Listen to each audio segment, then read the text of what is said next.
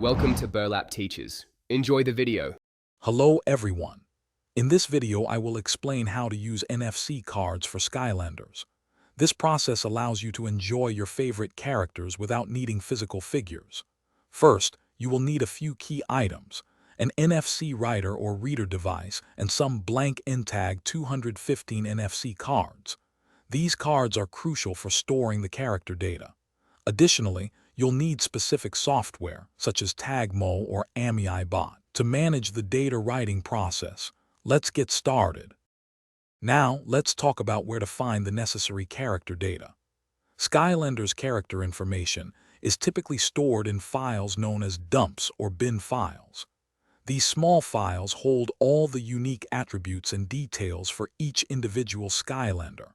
You can often find these data files within dedicated online communities and forums that focus on Skylanders modifications. Always ensure you download from trusted sources and verify the data's integrity before proceeding to the next step.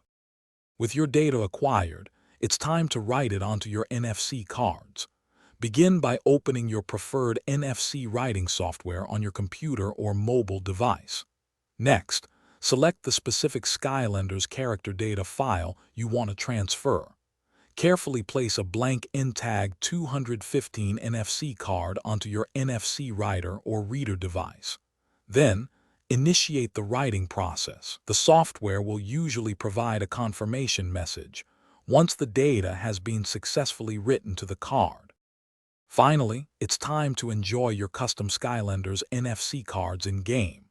Simply place the newly written NFC card onto your Skylanders portal of power, just as you would a traditional figure. The game will then recognize the card as the corresponding Skylander character, allowing you to play with it immediately.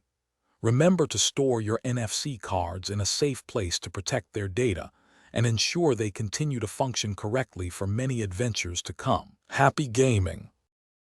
Thanks for watching. Consider subscribing if this video helped you.